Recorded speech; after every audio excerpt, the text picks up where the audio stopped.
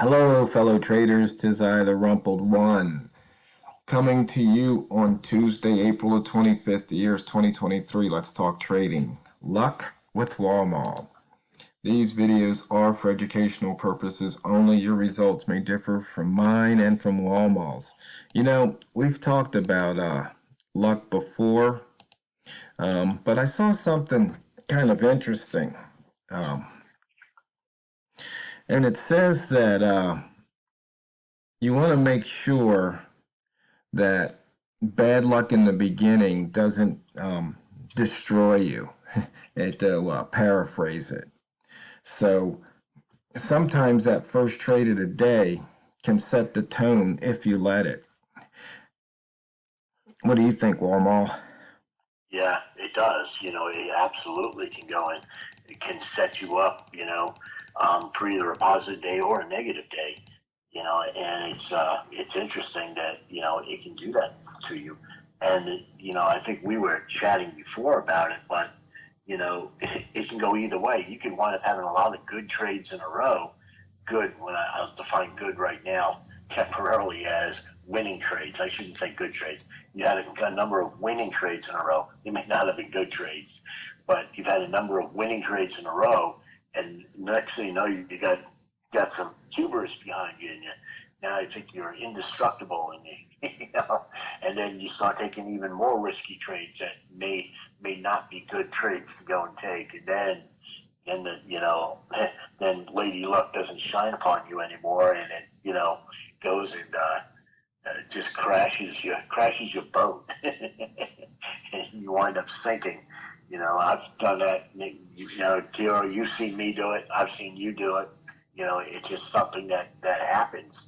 And then it's at the same time, bad luck. Unfortunately, with bad luck is that it can change your perspective, change your mood, change your everything that you do emotionally, and next thing you know, you're afraid to take trades, or you're going to go and do the opposite, and you're going to revenge trade, and next thing you know, it's just like it compounds itself, and it's that idea of compounding things, and man, when things start to compound, it can get bad pretty quick. Right. And the thing is, when we talk about luck and bad luck, a lot of times what you would say is bad luck is probably something you did to yourself, where if you hesitated, had you gotten in just a split second sooner, you might have been able to exit with the profit, as opposed to getting inflected like what happens to me.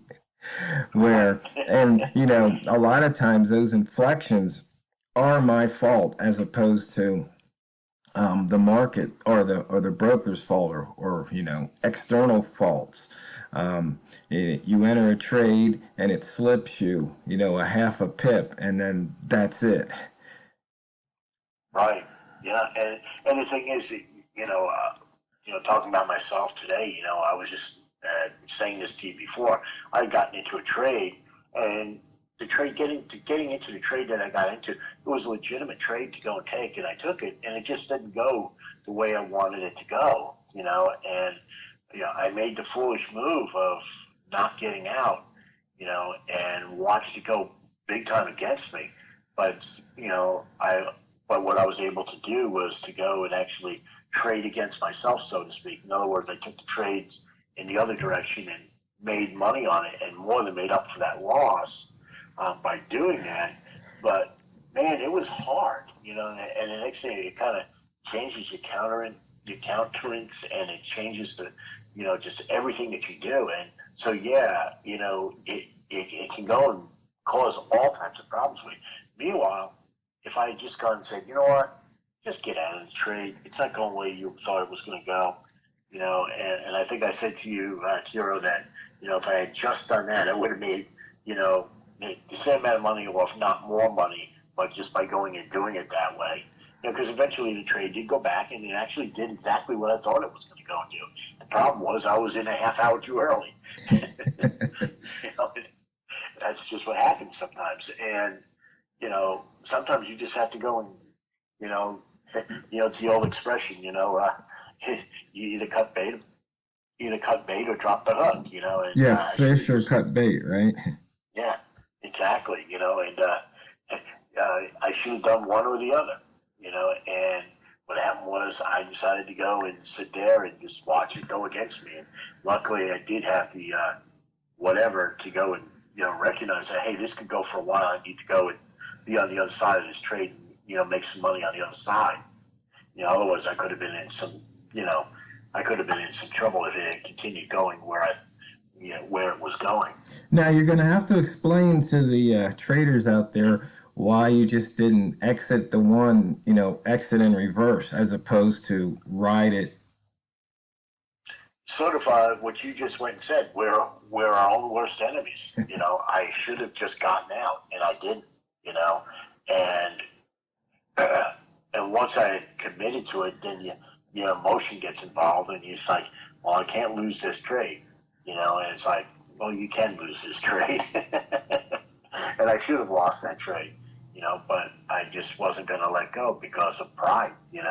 And that's one of my one of the sins of my trading is I got to get over that and stop that. Because like I said, I would have made more money if I had just done that. But it is what it is. Which actually makes me think of something. And there was a Roman philosopher by the name of Seneca. And he said, luck is what happens when preparation meets opportunity. And the reality is that, I prepared to go into that trade, and knew what I was going to do if it went in my direction. I didn't go and prepare for what was going to happen if it didn't go in my direction. And I think that part of it allowed my emotions to kick in, as opposed to, having some type of game plan if the trade doesn't go in my direction.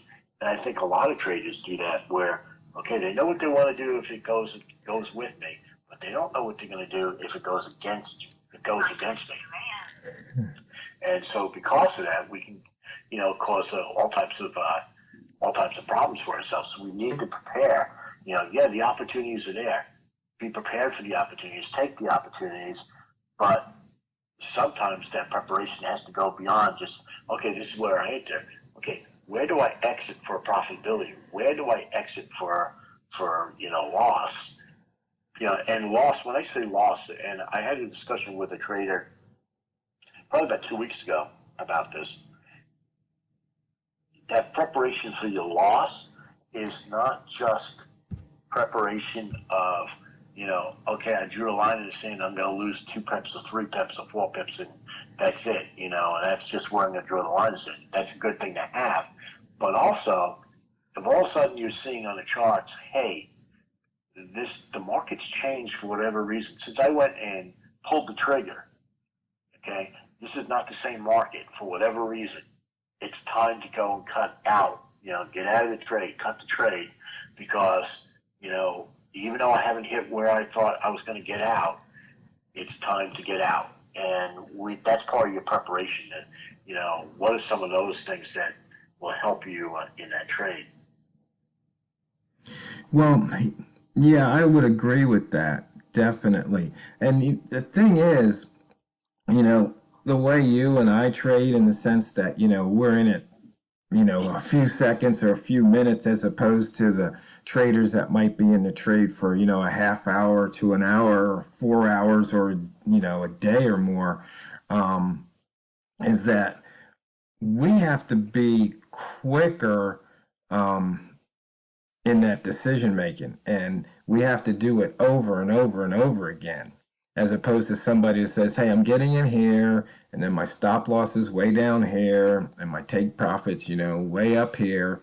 They put the trade on and they walk away. They've already set their TP, they've set their stop loss, and they're just going to let the market, do what the market decides to do. Oh, yeah. And, Totally different type of trading. yeah, but we're looking at, flip-flop boxes, higher highs, higher lows, state changes, all of those different things, indicator two, reversion to the mean, all those different things. And it's just like our brains constantly calculating and analyzing.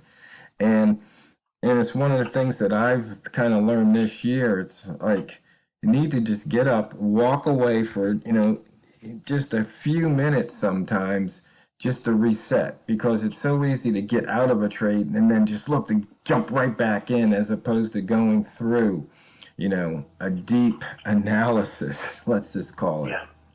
Yeah, yeah. You're not. What you're doing is you're jumping into a trade, and you're jumping into the trade because it may meet all of the quote unquote, uh, uh, trigger points for the trade to be triggered. But the reality is you're fried. Sometimes you're in a trade and it fries you. And so because of that, if the trade goes in your direction, great, fine. You know, but when it goes against you, you don't have any wherewithal within you to go and deal with that, and you didn't have the opportunity, like I was saying before, of preparation to go and make the decision. What am I going to do if this goes in the wrong direction? You know, and if you don't go and get that rest and allow yourself to come back to your desk, sit down at your desk, look at the chart. Oh, look, an opportunity. It's going to be coming up like at the end of this candle. It's going to come up, and but what if it doesn't do this? Where's my exit points going to be? What's going to cause me to say, hey, this trade is not going to work, and have that already formulated in your mind. It's sort of like, I love the idea of your exit playbook because you can play that in your mind and actually say, okay, these are the reasons I'm going to exit. I'm going to exit because of this type of, price action. I'm going to exit because we hit this particular line and this line has caused problems in the past. I'm going to exit because whatever, But if you are just jumping from trade to trade to trade, that's when you get in trouble. And I think, Kiora, you could probably attest to this, that I'll sit here and you'll go and say, did you take that? And say, no, I didn't. Why did you take it? I don't know. Just resting, I guess. Yeah. And sometimes we just got to go and do that. We just need to go and allow ourselves, and that's what, and it's funny because we talk about statistics and everything, and that can blow your statistics up a little bit. So we need to go and be aware of that, but at the same time, we do need our brain, and our brain needs to be functioning well. Yeah, and also, I think I mentioned couple videos ago something about actually looking at your trading plan, your checklist, or whatever you want to call it, but you just go through the steps over and over. It's like pilot your pre-trade checklist. Got to make sure everything is just right. Right, exactly. you know excuse me, but I used to do this, and I've kind of gotten away from it. But I had a checklist I called my pre-flight, and I had a pre-flight for the beginning of the day, and which I still go and look at as my pre-flight for the beginning of the day. But I don't look at my pre-flight before getting into a trade. And I used to have those two different lists, and maybe I should go and start looking at that pre-flight for the beginning of each trade. But I think I still do it. The difference is I've memorized it so well now. It's just, it flashes before my eyes without having to look at the piece of paper. But especially for a new trader, I would certainly go and say, make those lists up and, and take care of them and make sure that you look at them so that everything winds up being, right there in front of you. It's recent in your brain. Exactly. So, fellow traders, look, make sure that if you have quote unquote bad luck on the first trade, it doesn't ruin you for the day. And make sure if you have good luck on the first trade that it doesn't, inflate your ego. You start to read your own press releases, and the next thing you know, you're starting to have bad luck. Because, fellow traders, it's not what you trade, it's how you trade it. So go out there and drain the banks. This is the Rumpled One, over and out.